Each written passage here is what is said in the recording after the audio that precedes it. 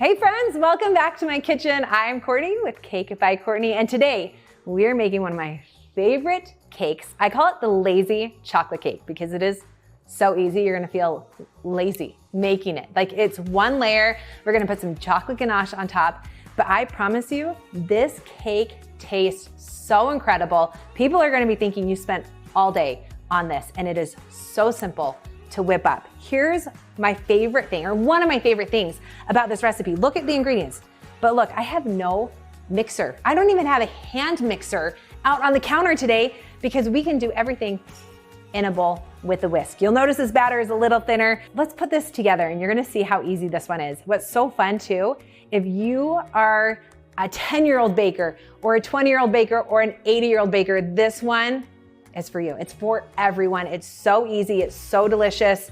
It's a huge hit all the time. We're gonna start by putting all of our dry ingredients together in a bowl. So I already have my all-purpose flour in here. I'm gonna add dark cocoa powder. Now, one thing you will learn about me very quickly is my love for dark chocolate. This includes my dark chocolate chips and the cocoa powder. This dark cocoa is a brand called Extra Brut Cacao Berry Cocoa Powder. Here's the deal. It's high in fat, which means we're gonna create moisture, retain moisture. Cocoa powder actually has fat in it, so we're looking for a high fat. Somewhere between 20 to 22% is great, which is what we've got here. Now, the dark chocolate, while you're thinking, I don't want it to taste like a dark chocolate, bittersweet chocolate bar, guys, it's not going to, because we're adding sugar and buttermilk and the flour and the eggs, all these other things, where by the time we add all these other ingredients, that chocolate flavor is still there and it's rich and it's delicious, but we haven't diluted the chocolate flavor. You've just taken a little bit of that bitterness out. So just trust on this one. Let's add the dark chocolate. There we go. Cocoa powder. We're also gonna add the sugar to this. Granulated sugar. We've got salt, and then we have baking powder and baking soda. And we're just gonna whisk those together. So those are our dry ingredients. This is actually a half batch of my classic delicious chocolate cake that you'll also see on cakebycourtney.com that has a chocolate buttercream with it. So we're just going half batch here because we're just doing one layer, just one pan of chocolate cake. That's why we're calling it our lazy chocolate cake. All right, done, there. Now in this bowl, again, one of my little squeezy silicone bowls, I get that from a store called Orson Gigi in Salt Lake. I'm gonna add my room temperature buttermilk. We're gonna add a little bit of oil. I'm using canola oil, vegetable oil works too. We've got some hot water. Now, I know some people love to add coffee to their chocolate cakes. If you love to do that, go for it. I feel like, I just added vanilla, by the way. I feel like when you're using a good quality dark chocolate, you don't need the coffee to enhance the chocolate because the chocolate is doing what it's supposed to do and it's providing that flavor. But friend, you do you, all right? So you could do that as the hot water like I did, or you can add a little bit of coffee to that as well. All right, 2 eggs. Now, in the full recipe, you'll notice I actually call for 3 eggs. So what do you do when you're splitting a recipe that has an odd number of eggs? You round up. So we're going 2 eggs for this recipe. That is a half batch of my normal chocolate cake recipe. We're gonna whisk these ingredients together till there's no more egg yolks showing. And then we just combine the dry and the wet, and you're done. And look, I still, no electric mixer out anywhere. Everything is being done by hand with the whisk, and it's not taking much effort at all. So let's just gently, kind of gradually add all those dry ingredients to the wet ingredients. And like I said, you will notice this is a thinner batter. Don't let that stress you out. Totally okay. Get the clumps of the flour mixture dissolved. So we're just kind of getting to that point. Again, over mixing for too long or too high of a speed will cause your cake to be dense and not rise as well. And we are good to go.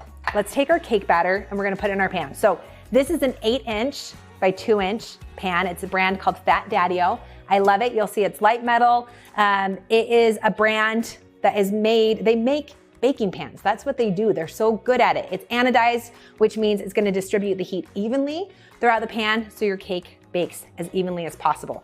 To this, we're gonna take our cooking spray, and I like to do some on the bottom and the sides, And then I grabbed some pre-cut parchment paper that's also 8 inches.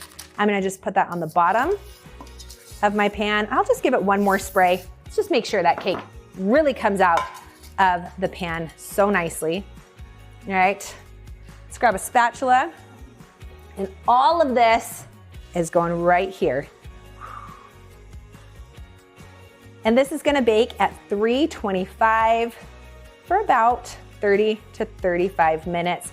When you are checking your cakes, remember when you put a toothpick in the center, it should come out with a few moist crumbs on it, or you can use a thermometer, like a meat thermometer, put that in the center, and it should be somewhere around 200 to 210 degrees Fahrenheit. But look for those moist crumbs because it continues to bake a little bit while it's cooling from the residual heat of the pan. All right, this is gonna go in the oven now. On top of this, when it's done, we're gonna add just a really simple chocolate ganache. It's gonna be divine.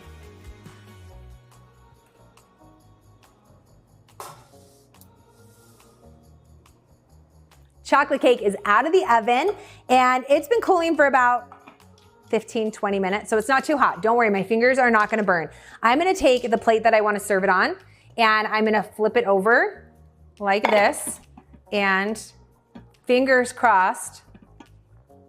Now we knew it was gonna come out, look at that. And the parchment actually just stayed right in there. So look at that thick, gorgeous cake layer. The only thing it needs is some chocolate ganache. So let's make that really quick. Just the easiest topping. But what you're gonna love about this cake is it's so moist and flavorful and delicious. You could eat it without anything on top. I'm not even kidding you. Forget the buttercream or the ganache, you could just have this by itself. That's how yummy and rich in flavor and delicious it is.